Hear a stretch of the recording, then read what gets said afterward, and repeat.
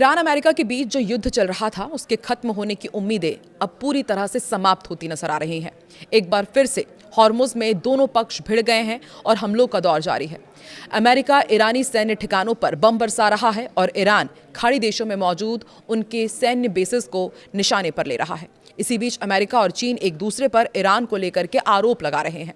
नमस्कार, मैं हूं आकांक्षा और आप देख रहे हैं न्यूज़ 18 का डिजिटल प्लेटफॉर्म। अमेरिका और ईरान के बीच तनाव लगातार बढ़ता जा रहा है। इसी बीच अमेरिका ने एक बार फिर से ईरान के खिलाफ सख्त कदम उठाते हुए उसके बंदरगाहों की समुद्री नाकेबंदी दोबारा लागू कर दी है।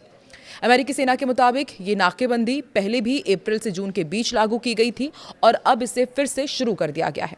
इसका उद्देश्य ईरान पर दबाव बढ़ाना बताया जा रहा है। दूसरी तरफ हालात ऐसे हो गए हैं कि पहले से लागू सीजफायर पूरी तरह टूटता नजर आ रहा है। अमेरिका ने लगातार चौथे दिन ईरान के कई सैन्य ठिकानों पर हमला किया, उन्हें निशाना बनाया और इसके जवाब में क्षेत्र के कई हिस्सों में हमलों और धमाकों की खबरें सामने आई है। इसी बीच अमेरिका के सहयोगी कुवैत और बहरीन ने अपने नागरिकों को संभावित खतरों को लेकर सतर्क रहने की सलाह दी है। वह ईरान के सरकारी मीडिया ने दावा किया है कि उसने जॉर्डन में मौजूद अमेरिकी सैन्य ठिकानों को भी निशाना बनाया है। हालांकि इन दावों की स्वतंत्र रूप से पुष्टि नहीं हुई है। इसी दौरान अमेरिकी राष्ट्रपति डोनाल्ड ट्रंप ने एक टीवी इंटरव्यू में ईरान को कड़ी चेतावनी दी। उन्होंने कहा है कि यदि तेहरान जल्द बातचीत की मेज पर वापस नहीं आता तो अगले सप्ताह अमेरिका ईरान के पुलों और बिजली संयंत्रों पर हमला कर सकता है। ट्रंप पहले भी इस तरह की चेतावनियां दे चुके हैं और उन्हें अक्सर बातचीत के दौरान दबाव बनाने की रणनीति माना जाता है। इससे पहले आपको याद ही होगा कि ट्रंप ने अपना एक फैसला किया था कि वो 20% टैक्स वसूलेगा। हॉर्मुज से जो भी जहाज निकलेंगे मालवाहक जहाज़ों पर 20%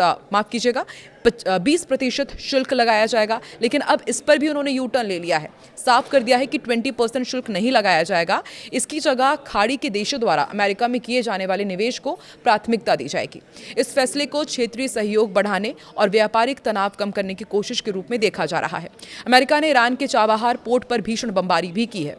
इसी बीच ईरान के अहम चाबहार बंदरगाह पर मौजूद समुद्री ट्रैफिक कंट्रोल टावर पर अमेरिकी सेना ने मिसाइल हमले किए हैं, जिससे टावर पूरी तरह तबाह हो गए हैं।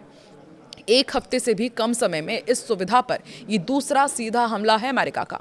अमेरिका ने दक्षिणी ईरान के चाबहार में आम नागरिकों के इस्तेमाल वाले मैरीटाइम कंट्रोल टावर पर भी हमला किया है। रणनीतिक नजरिए से चाबहार ईरान के लिए बहुत अहम है।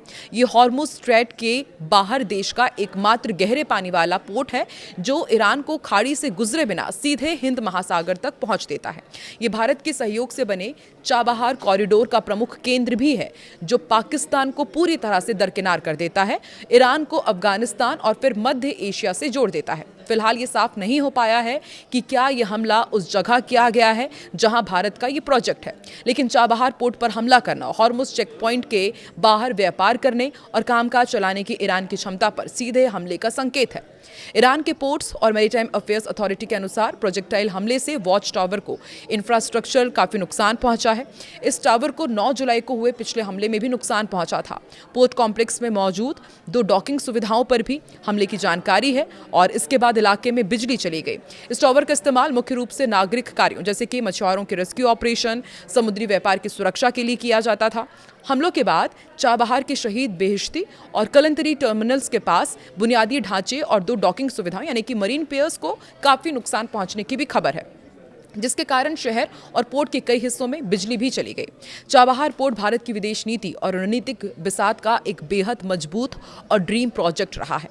भारत ने पाकिस्तान को बाईपास करके अफगानिस्तान, मध्य एशिया और रूस तक व्यापारिक पहुंच बनाने के लिए इसमें भारी निवेश किया है और मई 2024 में ही भारत ने चाबहार के शहीद बेहिश्ती टर्मिनल को 10 साल तक संचालित करने के लिए एक दीर्घकालिक समझौते पर हस्ताक्षर किए थे।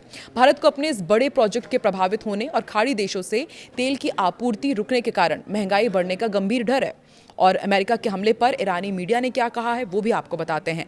ये खबर तब आई जब फास्ट न्यूज़ एजेंसी ने प्रांत के एक अधिकारी के हवाले से बताया कि ईरान के दक्षिण पश्चिमी खुजिस्तान प्रांत में गेहूं के भंडारण वाले एक साइलो और एक दूसरी जगह पर रात में अमेरिकी प्रोजेक्टाइल से हमला हुआ है।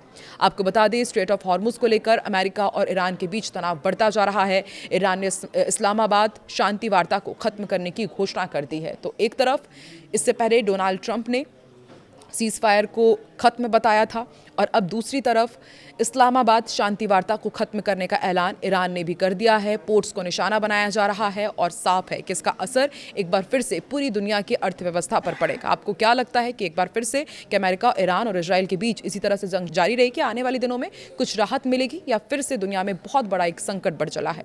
क्या लगता है आपको? कमेंट सेक्शन में ज़रूर बताएं।